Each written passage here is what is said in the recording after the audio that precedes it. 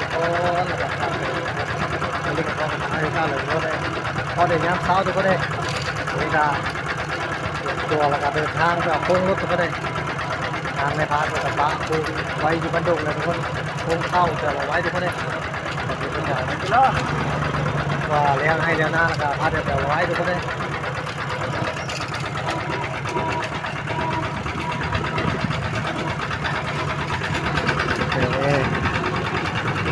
พานบรรจัดโค้ง3 เลขใส่ทุกคนในวันนี้โค้ง2 เลขเราออกกันในน้ำ800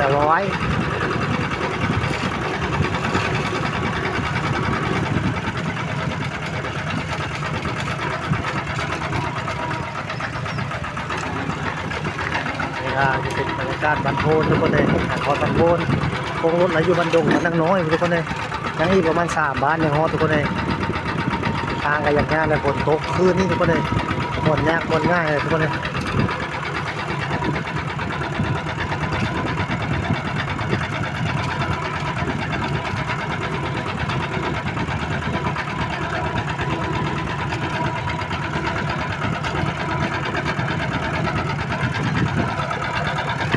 สร้างกระผมมานี่หามือหาตัวเนี้ยก็สร้างกระผมมานี่โอ้โหเป็นเลือกไปดีมาในวันนี้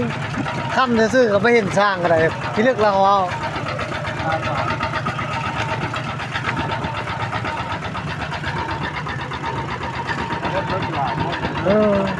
ดูปลารถคนมาอยู่ใส่รถจ้ะ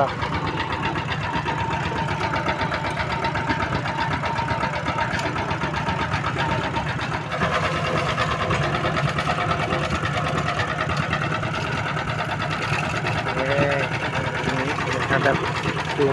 งกล้วยทุกคนเลยจูงกล้วยไปเลี้ยงตามดงตามสวนนะทุกคนทางอย่างเงี้ยพวกเราทุกคนนี่ได้ขี้ต้มเลยนี่ฝนตกแห้งคืนนี้ปั่นไปเลยควายนะ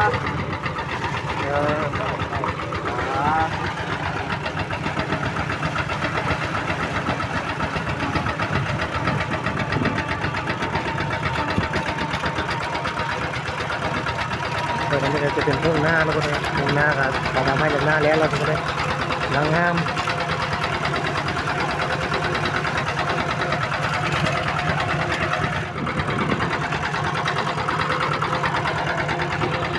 ธาตุก็เลยน้ำไหลเขาธาตุอยู่สะท้องก็ได้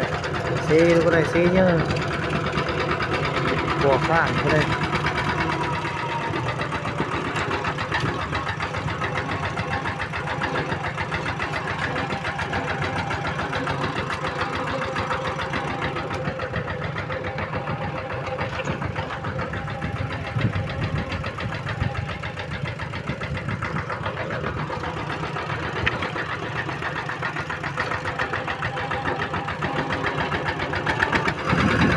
ไปเนี่ยจะเป็นบรรยากาศมีแต่ป้ามีแต่ดงทุกคนเลยเอาไปทางลัดทุกคนเลยครับบ่ได้ไปทางยืดลัดไปไส้เราไปสิไก่ทุกคนเลยอันเอาไปทางยืดเราไปที่อ้อมไก่ทุกคน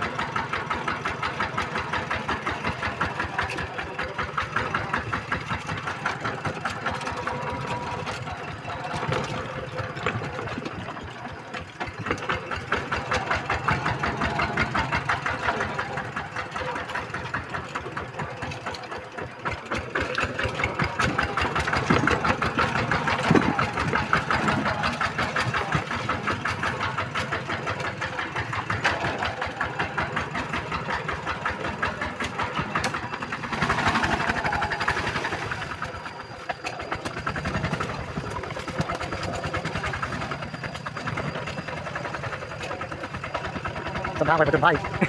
ซ้ำประจนภัยมาทางอะไร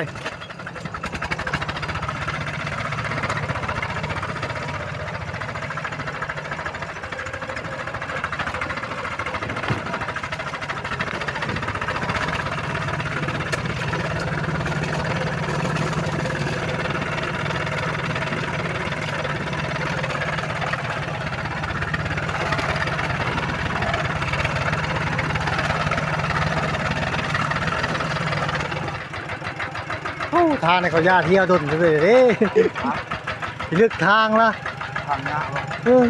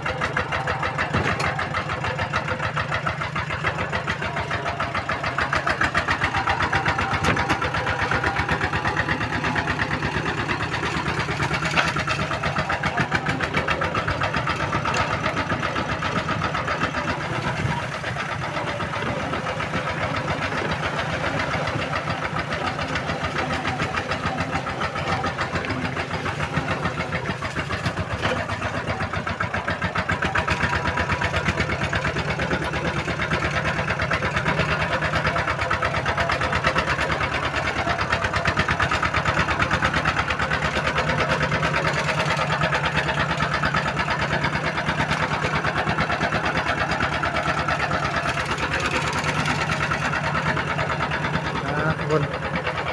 สวนมันตั้งน้ำทุกคนเลยสวนมันอะไรตัวหน้าบ้านนี่คือสวนมันทุกคนเลยเขาเสียยอดเสียยอดทีนี้ครับกำลังเกี่ยวงามทุกคนเลยนะกำลังขึ้นเต็มทั่วเลย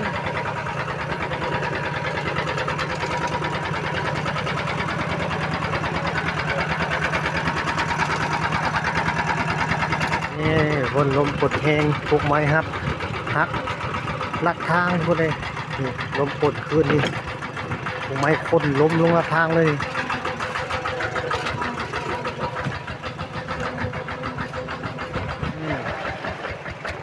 ต่อหน้าบ้านนี่ก็จะเป็นไอ้นาโอ้แหน่ทำให้ดำหน้าเลยล่ะครับนี่ก็เดินงานแล้วทุกคนเลยหน้าก็ได้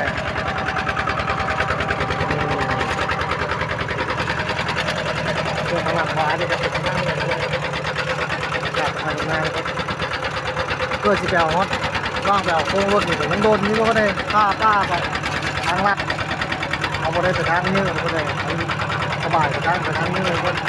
ไม่ได้อ้อมไปตกอ้อมเลย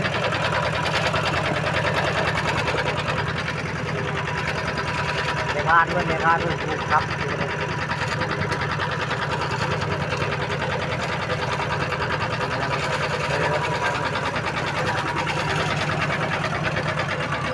หน้าแล้วบ้าน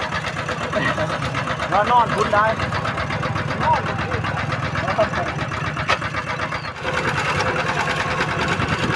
นี่ก็เอามาห่อกันดุเลยทุกคนเลยเดี๋ยวเขาเข้าไปเอาปลาเซ่ก็ทุกคนเลยเอาปลาเซ่แล้วเขาจะค่อยมาบ้านน้อยๆไปเอาโค้งรุดทุกคนเลยเอาไปเอาปลาเซ่เสร็จก็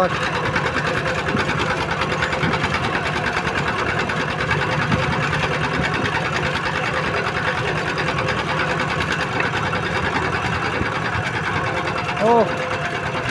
วัดบันดงถือว่าเจริญกว่าแล้วสาเออ หลักตายพร้อมแล้ว กลัวเลยสากลัวดีนอกแล้วบันดงถือว่ากลัววันเฮาเลย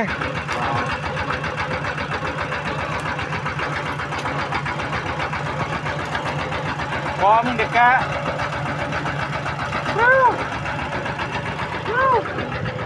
นี่ก็จะเป็นวัดบันดงทุกคนเดี๋ยวนี้เขามาฮอตในบันดงทุกคน ไปก่อนแล้วครับไปก่อนแล้ว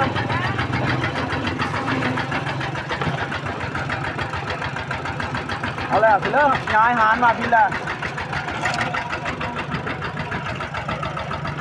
แซ่ทุกคนเลยจนได้ปีนเอาพอแซ่ก็ได้บ่ธรรมดาเห็นแต่เขายืนท่ากับยืนลุ่มทุกคนเลยอันรุ่นนี้นะปีนเอาเลยถึงกุกไม้อยู่พอแซ่ก็ได้ปลาพิลึกจนได้ขึ้นไปท่ากับยืนเทิงทุกคนเลยปลาตุ๊กดีอันนี้ก็ท่าพอแซ่มันไม่เท่าทุกคนเลยทำท่ากับไปทุกคนเลยเท่ากับปลาที่เสียบไปทุกคนเลยปลาพอแซ่นะเกี่ยวมากกับไปทุกคนเลยกันตรงนี้กันเลยอันนี้ก็ เขาเข้ามาเอาประเทศเลยทุกคนเลยฮอตต้นนี่ด้วยละในพานมันก็ขึ้นไปเอาเรียบร้อยทุกคนเทิงปุ๊ทางหลังบ่ออายปุ๊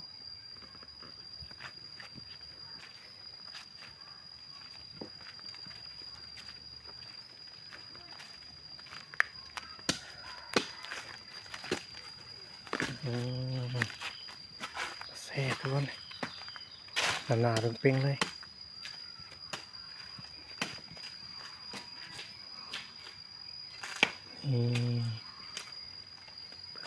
เปลือกประเทศหรือว่าเปลือกซีเซียทั้งอะไรทุกคนเลยเขาห้องกันเลยเข้ามาอยู่บันโดงทุกคนเลยมาในพานมันนี่ในพานมันยังขึ้นเราอยู่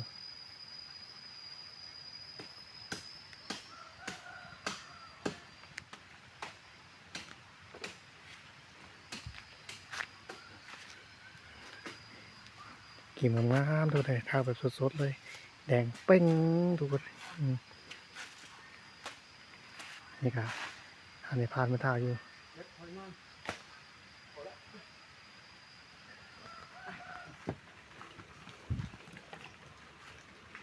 ถอยลงเฟซแล้วป่ะ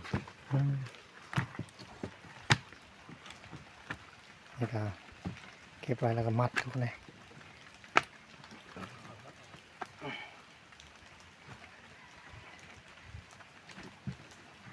สมประเสริฐแซ่บประเสริฐหายาก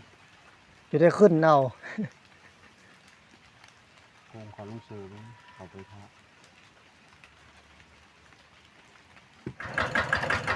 ขายทุกคนมาเนี่ยตัดใจไปประเสริฐแล้วก็เดินทางไปเอาโค้งรถอยู่บ้านนางน้อยเลยทุกคนเลยเดี๋ยวเข้ามาประเสริฐอยู่บ้านดงทุกคนเดินทางต่อทุกคนเลย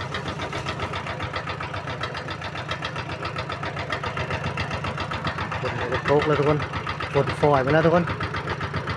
ฝนตกแล้วแต่นี่ก็ที่ได้ตั้งจอกตั้งจองเลยทุกคน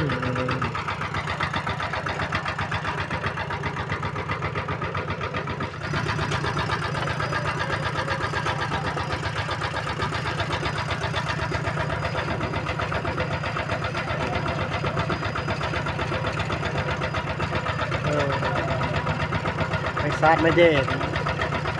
ไม่พงกบก็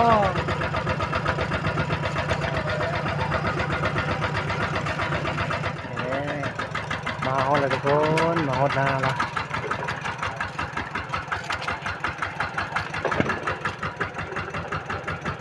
โอ้เดินหน้างามเนาะทักเอลี่บรรยากาศก็ได้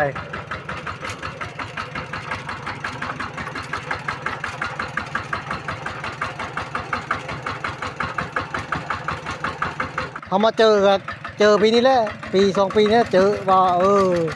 อันนี้เนาะเขาหน้าทุกตัวเองก็ไปเคยทุกจักเทื่อ โง่จ่อพวกเราวะพอดีได้บ่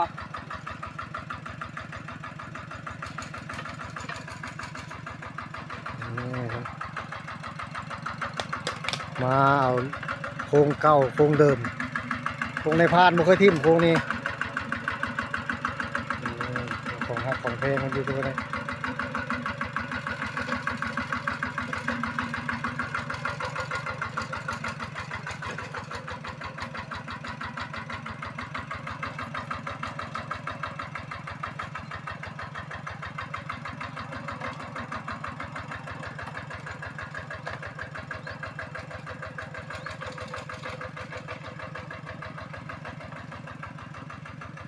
ไม่ได้ยามฝนยามแรงใครสบายไปด่านมันยากมันหนักบุษราครึ่งเขาก็บนนี้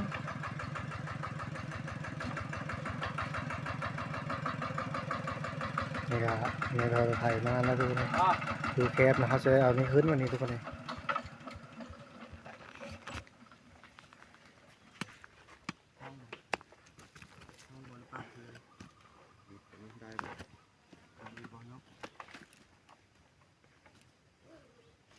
ลองปั๊มอีกแล้วบุญ ขึ้นแล้วตอนนี้เรือครับต้ม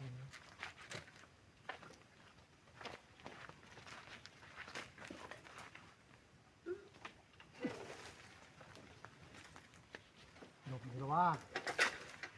ได้ขึ้นไปผ่าขึ้นไปเพิ่งเอา ดมอยู่นะ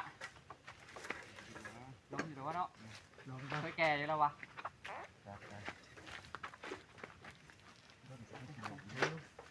ไปจนคุ้ม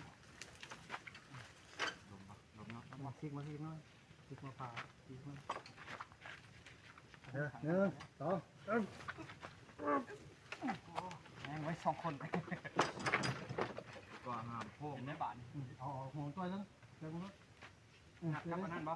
บ่ประมาณจะยังเอาลุง บ่ได้งัดกับปนั่นบ่มันบ่ได้นักหัวเลย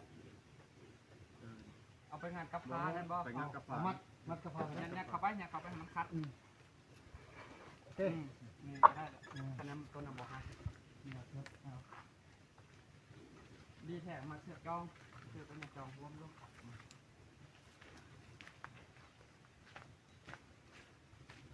ได้แล้วกระเจนะเอามาเลยกระเจนะ ไปเจอที่ขา 19ที่ขา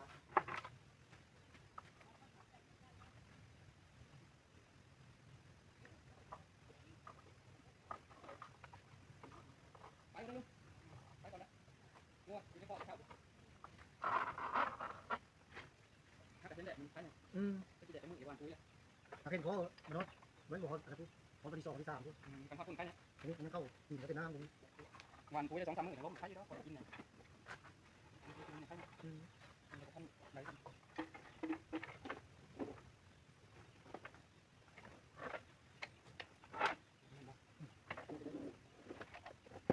้องหัวมันอะไรกับเรา นะฮะนี่นตีมันอยู่ไว้ เอาไม้ได้งูไม้สดเรามาตีมันเลยนะ เอาเลยยังก่อนนะ ที่เหมือนกันนะ ไปเถอะกับไปโกง เวลานี้แล้ว ทิ้งหยาไปขอบฟ้าเดี๋ยวออกมา แล้ว เขาไปจะบ้านซ้ำ พ่อกับไปลงที่บ้าน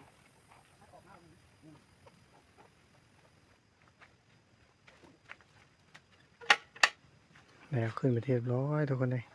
ของรถก็ได้วันนี้ก็ได้สิได้เกะกลับเลยทุกคนเลยเกะกลับมือเฮือนไปแล้วทุกคนเลยเอาก็ได้มาเอาเลยทุกคนแล้วทุกคนเลยขึ้นแล้วนะทุกคนเลยวันนี้ทางล่างบ่อายไงเอาก็เดี๋ยวเอาขึ้นทุกคนเลยปั๊มขึ้นวันนี้ก็จะได้แก้มือบ้านได้ทุกคนเลยรถไถขี่รถไถทุกคนเลยทางล่างบ่อายก็ได้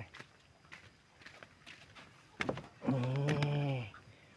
หัวมันเขาก็ได้ออกแล้วทุกคนเลยถอดหัวมันออกตัวนี้ก็เป็นโครงเก่าที่ในพาร์ทมันใช้ย้ำแรงทุกคนเลยย้ำฝนแล้วทอดออกมันไปไว้ทุกคนเลยไปด่านอยู่ด่านละทางมันยากทุกคนเลยเดี๋ยวนี้มันไป2 เลขบ่ได้ย้ำแรงมาสบายทุกคนเลย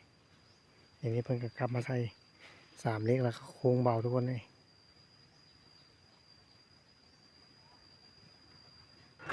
ทุกคน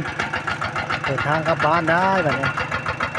เอารถเอาล่างขึ้นแล้วก็พาเดินทางกลับเลยทุกคนเลยนี่แหละขึ้นกันก่อนแล้วทุกคนนี่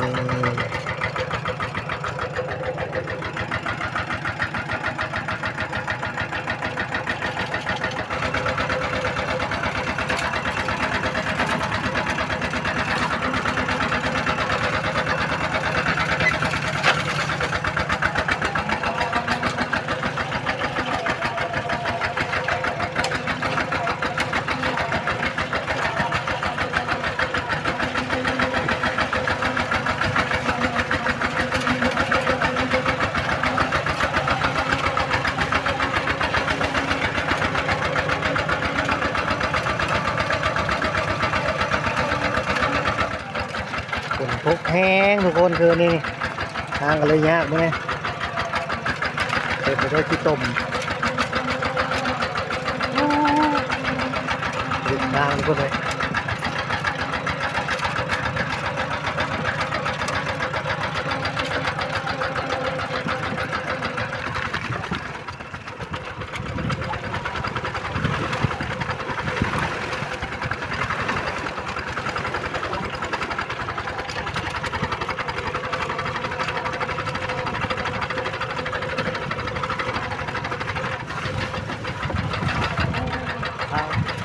ดีเราทุกคนเลยทางอะไรแบบนี้ล้มคนพายุเข้าทุกคนมากันแล้วมากันทุกคนอย่างเลยทุกคนนะทุกคน เป็นการเสียเวลาทุกคนเลยละว่าไปเจอเด็กที่เงินเลยทุกคนเลยไปทุกคนได้มาเอาเงินเอาซานแล้วทุกคนวันนี้เอาลงไปที่เรียบร้อยเลยทุกคนเลยวันนี้เขากับปะนี่ทุกคนเลยละตกแรงเวลายังได้กลับมาใช้อีก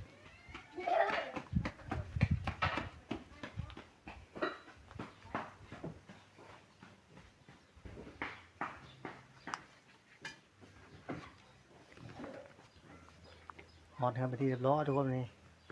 นี่ก็บอกให้กับขอตัวลาทุกคนได้อย่าลืมกดไลค์กดแชร์ให้เป็นกำลังใจบ้านเลยทุกคนได้เดี๋ยวเขาจะลงคลิปให้เบิ่งเรื่อยๆทุกคนเลย